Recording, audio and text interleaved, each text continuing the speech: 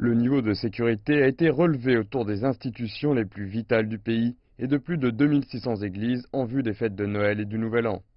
L'année dernière, les célébrations de Noël avaient été endeuillées par une attaque menée contre une église copte du Caire et qui avait tué 30 fidèles et en avait blessé plus de 80.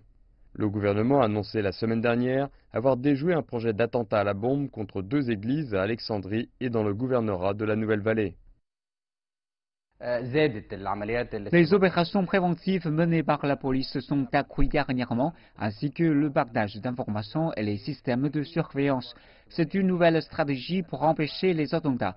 La dernière opération a révélé des projets qui visaient des églises et des mosquées.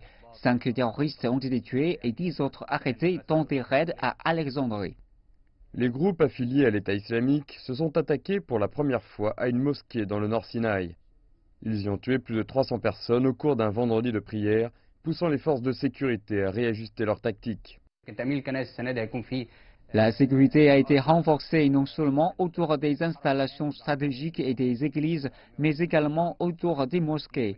Des zones de sécurité ont été mises en place en région dépassant les 900 mètres. Avant, elles n'étaient que de 50 mètres.